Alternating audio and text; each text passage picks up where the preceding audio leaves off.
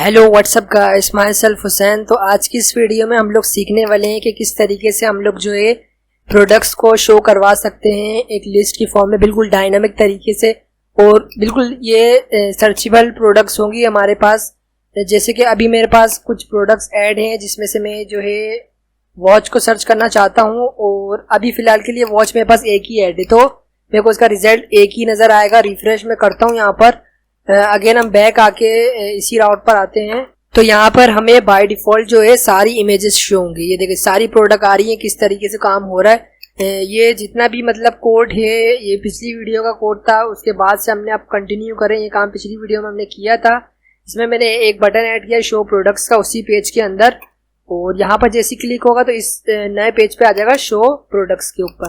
ठीक है, ये मैंने एक नया पेज बनाया है, इसी के ऊपर सारा हमने काम किया है।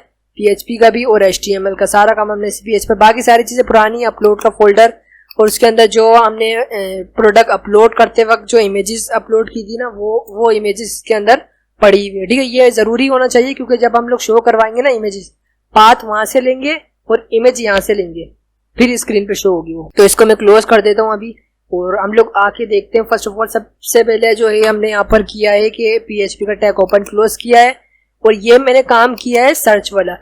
आपने अगर देखा हो हमारी पिछली वीडियो को, तो ये काम जब हमने सीखा था, जब हमने यूजर्स को सर्च कर रहे थे यहाँ पर। अभी तो फिलहाल डेटाबेस के अंदर कोई रिकॉर्ड सेव नहीं है यूजर्स के टेबल में, अगर देखें आप लोग तभी यहाँ पर कोई जो है यूजर्स यहाँ पर ऐड नहीं हो रहा। तो मैं यहाँ पे एक इंसर्ट करवा के दिखा देता हूँ डेमो आपको। यहाँ पर ईमेल आ जाएगी, तो मैं यहाँ पर हुसैन खान 1234@gmail.com, और यहाँ पर पासवर्ड आएगा हमारे पास, कुछ भी नंबर डाल देता हूँ मैं यहाँ पर, और गो पे क्लिक कर देते हैं। एक रिकॉर्ड फिलहाल के लिए डेमो के लिए मैंने यहाँ पर ऐड कर लिया। रिफ्रेश करते तो ये देखिए एक ऐड हुआ है यहाँ पर, और ये काम हमने किया था पिछली वीडियो में ना। सर्च करता हूँ तो ये एक ही रिकॉर्ड है, तो ये एक ही रिकॉर्ड हमें यहाँ पर दिखा रहा है। तो यही काम बिल्कुल एज इट इज मैंने क्या किया है, इस पेज पर भी कर दिया। ये शो वाले पेज ये आ गया इधर, इंक्लूड किया है कनेक्शन वाले पेज को, कनेक्शन की फाइल को यहाँ पे इंक्लूड किया है। और मैंने यहाँ पर कहा है कि अगर BTN सेव पर जब क्लिक हो, अब ये BTN सेव क्या है, नीचे आते हैं। सबसे पहले देखते हैं कंटेनर बना हुआ, उसके अंदर मैंने फॉर्म बनाया है, एक्शन को खाली छोड़ दिया है, क्योंकि जब भी बटन के ऊपर क्लिक होगा तो मैं ये चाहता हूँ कि ये इसी पेज के ऊपर रहे, क्योंकि इसको PHP का कोड मैंने इसी पेज के ऊपर प्रोवाइड किया है। मेथड जो है इसकी पोस्ट रखी है मैंने, क्योंकि पोस्ट फॉर्म में जब भी फॉर्म सबमिट होता है तो वो डेटा जो है पोस्ट फॉर्म के अंदर जाता है, तो पोस्ट फॉर्म में मैंने डेटा भेजना है। उसके बाद ये सारी चीज़ें रो कॉलम, ये सारी बूट स्टेप का काम है, ये चीज़ें आपको पता ही होंगी। यहाँ पर मैंने एक नई चीज़ डाली है, इनपुट टाइप टेक्स्ट, और इसको नाम दे दिया। और इसी के साथ मैंने यहाँ पर बटन ऐड कर दिया जो कि सबमिट टाइप का है, और इसका नाम मैंने दे दिया BTN। और इसके अलावा यहाँ पे कोई नई चीज़ नहीं है, सारी पुरानी है। और ये कंटेनर बना हुआ है, रो बना हुआ है, जिसके अंदर हमारे पास जो है प्रोडक्ट शो हो रही है। यहाँ पर इस रो के अंदर जो प्रोडक्ट शो हो रही है ना, तो वो काम हम समझने से पहले ये देख लेते हैं कि ये किस तरीके से डेटा कहाँ से और कैसे मिल रहा है। यहाँ पर मैंने कहा है कि भाई TXT के अंदर जो भी डेटा आ रहा है, यानी कि इस सर्च बॉक्स के अंदर इस बटन के क्लिक करने पर जो भी डेटा आएगा वो आपने एक वेरिएबल में डाल देना है जिसका नाम है $सर्च, और इस वेरिएबल में अंदर आ जाएगा। फिर मैंने कहा है कि भाई एक क्यूरी रन करो जो कि ये है, और उसको असाइन कर दो किसमें, $SQL। और क्यूरी क्या है, select asterisk from products where name like, और ये सर्च हमारा बेसिकली वेरिएबल है। और यहाँ पर आपने जो है ये साइन लाजमी से दे देना, क्योंकि ये स्टार्ट टू एंड वैल्यू को सर्च करेगा नेम के अंदर जाके, जो डेटाबेस के अंदर कॉलम होगा ना नेम का, उसके अंदर जाके सर्च करेगा। और उसके बाद ये मैंने कहा है कि फंक्शन है MySQL_query, यहाँ पे ये कनेक्शन वेरिएबल है और ये क्यूरी का वेरिएबल है, और इस फंक्शन को मैंने असाइन कर दिया एक नए वेरिएबल के पास। इसी तरह मैंने एक एल्स की कंडीशन चलाई है, उसमें मैंने कहा कि भाई सारा डेटा सिलेक्ट करो। ऊपर मैंने कहा था कि भाई आप वो डेटा सिलेक्ट करो जो आपको यूजर की तरफ से सर्च किया जा रहा है, और नीचे मैंने इस कंडीशन में कहा है कि जब बटन के ऊपर क्लिक ना हो तब आपने सारा डेटा सिलेक्ट कर लेना है। तो इस कंडीशन में ये होगा कि सारा डेटा सिलेक्ट हो जाएगा। जब अगर मैं आऊँगा यहाँ पर बटन पर कुछ लिखकर क्लिक करूँगा तो क्या होगा कि उसी जो इस टैक्स के अंदर जो वैल्यू होगी ना, उसी के रिगार्डिंग जो है डेटा सर्च होके आके इस $रिजल्ट के अंदर सेव हो जाएगा।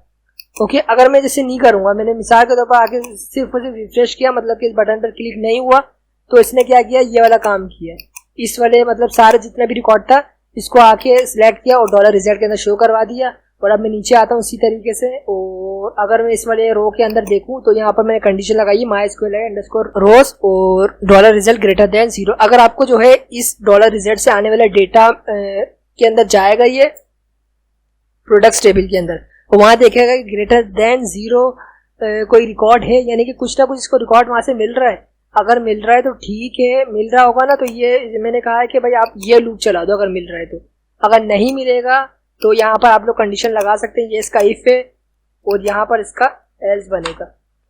तो हाथ के हाथ में यहाँ पर इसका एल्स भी लगा देता हूँ। यहाँ पर होगा हमारा नो डेटा फाउंड। ठीक है, अभी फिलहाल के लिए हमारे को डेटा मिल रहा है, समझो ग्रेटर देन 0 डेटा मिल रहा है, तो ये अंदर आ जाएगा। और उसके बाद इसको मैंने यहाँ क्लोज किया है ताकि इसके अंदर मैं जो है HTML को अपनी लिख सकूँ। ठीक है, इससे भी पहले एक लूप चलाया मैंने जिसका नाम है वाइल लूप, जो कि कॉमन यूज है, जो कि हमने पिछली वीडियो में भी यूज करते हुए आए।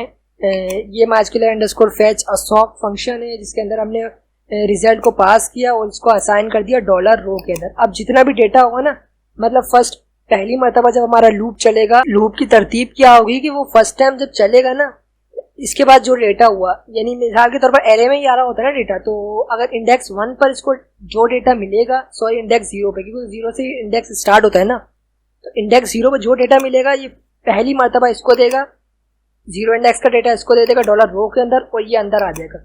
अंदर इसको क्या मिलेगा कि भाई एक रो है, उसके अंदर ब्रेक टैग वगैरह है, उसके अंदर एक कार्ड है, उसके अंदर आपको देनी है एक इमेज, और ये इसका H5, ये इसका पैराग्राफ डिस्क्रिप्शन, और ये स्टैटिक टेक्स्ट है। सही। अब इमेज के अंदर मैंने क्या किया है, इमेज बेसिकली ये तो आप चीज़ समझ सकते हैं, ये हमने सीखी है पिछली वीडियो में। इमेज का मैं आपको बता देता हूँ। SRC के अंदर आपने क्या देना है, ये ओपन क्लोज करना है, इसके अंदर एको डॉलर रो के अंदर ना उस कॉलम का नाम देना है, किस कॉलम का, जिसमें आपका इमेज का पाथ सेव है। ये वाला मैं आपको दिखा देता हूँ, ये प्रोडक्ट्स का टेबल है, इसके अंदर देखिए इमेज पाथ है, तो मैंने यहाँ पर आके इसको दे दिया। अब होगा क्या, ये आप पाथ देख सकते हैं पूरा, देखना अपलोड्स, और ये पूरा इमेज का नाम है। अब होगा कि अब यही एज इट इज चीज समझे यहाँ पे प्रिंट हो रही है। अब जाहिर सी बात है, अब अगर इस चीज को हटा दें यहाँ पर ना, इसको एग्जामिन करता हूँ, मैं इसको कंट्रोल-C करता हूँ, इसको हटाता हूँ यहाँ से, अगेन मैं आता हूँ यहाँ से, इसको इस पूरे पाथ को कॉपी करता हूँ, कंट्रोल सेलेक्ट करता हूँ, C करता हूँ, कंट्रोल-C, एंड देन यहाँ पर अगर पेस्ट कर देता हूँ और जो है इसको मैं सेव करता हूँ। अब आकर अगर मैं यहाँ पर रिफ्रेश करता हूँ तो ये देखना सारी इमेजेस जो है ये अभी स्टैटिक इमेज आ रही है, डायनामिक्स में कोई भी इमेज नहीं, ये स्टैटिक इमेज आ रही है।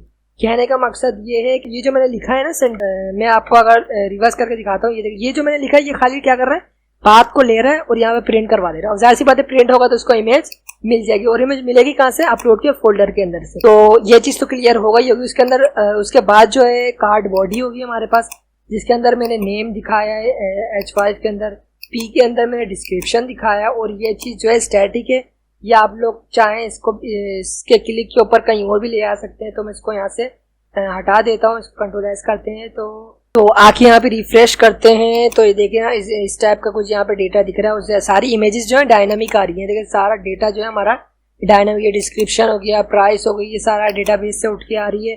और आप लोग बिल्कुल इजीली यहाँ पर सर्च कर सकते हैं। अगर मैं यहाँ पर L लिखूँ, सर्च मारूँ, तो ये देखना 2 प्रोडक्ट दे रहा है L से रिलेटेड, जिसके अंदर एक तो L मोबाइल के अंदर है और एक लैपटॉप के अंदर। आप पूरा भी सर्च कर सकते हैं। अगर मैं यहाँ पर लैपटॉप लिख के सर्च करूँ तो इसने खाली मेरे को एक रिजल्ट रिटर्न कर दिया। सही है। और इसके अलावा जो है ये हम इस राउट पर आएंगे ना, तो ये हमें सारी प्रोडक्ट दिखाएगा। तो आई होप कि जो है आज की इस वीडियो का कॉन्सेप्ट आपका क्लियर हो गया होगा। तो मिलते हैं नेक्स्ट वीडियो में नए टॉपिक के साथ, तब तक के लिए अपना ख्याल रखना। अल्लाह हाफिज़।